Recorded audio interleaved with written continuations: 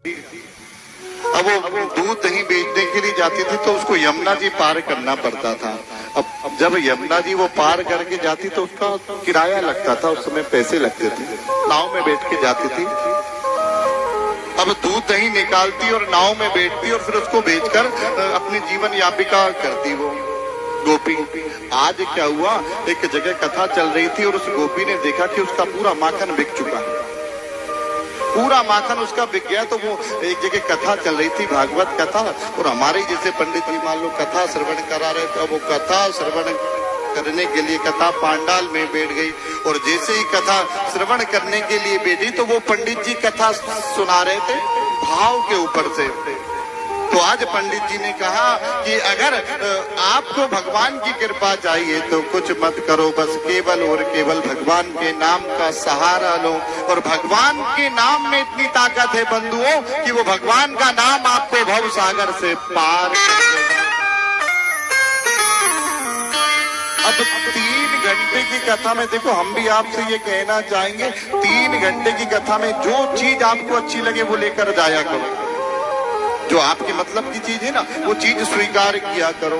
ऐसे ही उस गोपी ने उस चीज को स्वीकार कर लिया कि भगवान के नाम में इतनी शक्ति होती है कि वो भगवान का नाम भवसागर से पार कर देता है। बस इस बात को पकड़ लिया उसने। देखो आप, आज वो गई गोपी और भगवान का इतना भजन किया कि भगवान के नाम में भैया शक्ति है। अब तो वो यमुना जी पार करके जाने लग गई। अब उसका भैया किराया नहीं लगता। कई दिन निकल गए और कई दिन निकलने के बाद में एक दिन उसने विचार किया कि अब तो मेरा किराया नहीं लग रहा है, अब तो मेरे पैसे बचने लगे, तो क्यों ना पंडित जी से मैं कहूँ कि पंडित जी तुम मेरे घर चलो भोजन करके आना, क्योंकि पैसे बचने लग गए।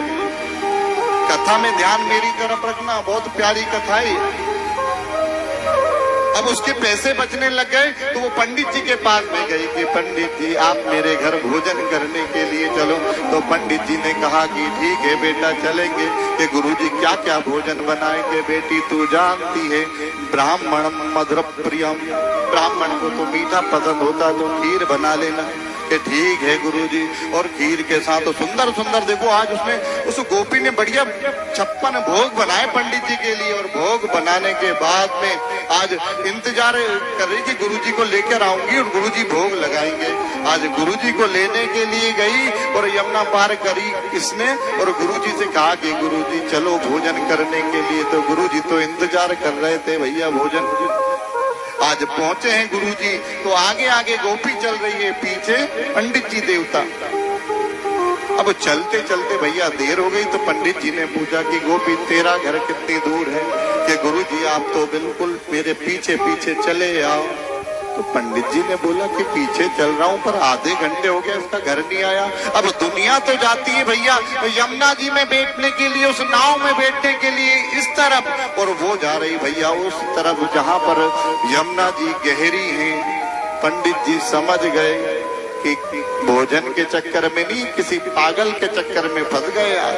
अरे बेटा, अरे गोपी मुझे ये तो बता दे बेटी कहाँ लेकर जा रही है? गुरुजी कुछ नहीं, आप तो मेरे पीछे पीछे चले आओ। कि अरे बेटा बता दो दे, 1 घंटा हो गया चलते चलते। अरे गुरुजी मैंने कहा ना आप मेरे पीछे पीछे चलते आओ। बिल्कुल। तो गुरुजी ने कहा कि महाराज आज तेरा भंडारा हो ही गया, कार्यक्रम समाप्त। डर गए भैया गुरुजी चलते चलते, ये नाव तो इधर लगती और ये तो वहां ले जा रही जहाँ यमुना जी गहरी है, मारेगी आज ये पागल। कि बेटा ए गोपी अब तो चलने की हिम्मत नहीं बची, बेटा बता दे कहाँ के? गुरुजी बिल्कुल चुप, बिल्कुल पीछे पीछे चले आओ। अब जैसे ही भैया यमुना जी आई और यमुना जी जैसे गहरी यमुना जी, और पंडित जी ने बोला कि महाराज आज तो तू गया रे। अब यमुना जी को जैसे ही आई तो यमुना जी में उस गोपी ने एक पाँव रखा। अरे के बेटी मर जाऊंगा, अरे के बेटी मर जाऊंगा। गुरुजी कुछ मत बोलो, हाथ पकड़ो। अरे के बेटी मर जाऊंगा। अरे के गुरुजी मेरा हाथ पकड़ो। हाथ पकड़ा भैया और ले गई और पानी में उस जल में जैसे ही ले जाकर गई कि बेटी मैं मर जाऊंगा। कि गुरुजी कैसे मर जाओगे? याद करो उस दिन आपने आपकी कथा में क्या कहा था? आपने आपकी कथा में कहा था कि भगवान के नाम पर इतना विश्वास रखना कि वो भगवान का नाम भवसागर से पार कर देगा। गुरुजी मैं आपसे पूछती हूँ, जो भगवान का नाम भवसागर से पार लगा सकता है वो क्या यमुना को पार नहीं लगाएगा? मेरा हाथ पकड़ो, अभी मैं गुहार लगाती हूँ, हाथ पकड़ा भैया, यमुना के ऊपर चलकर जा रही है।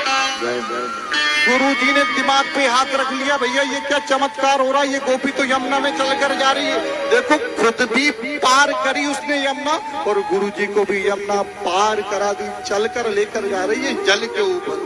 भगवान के नाम में इतना विश्वास रखो आप, तो भगवान का नाम भैया आपकी जिंदगी का कल्याण कर दे।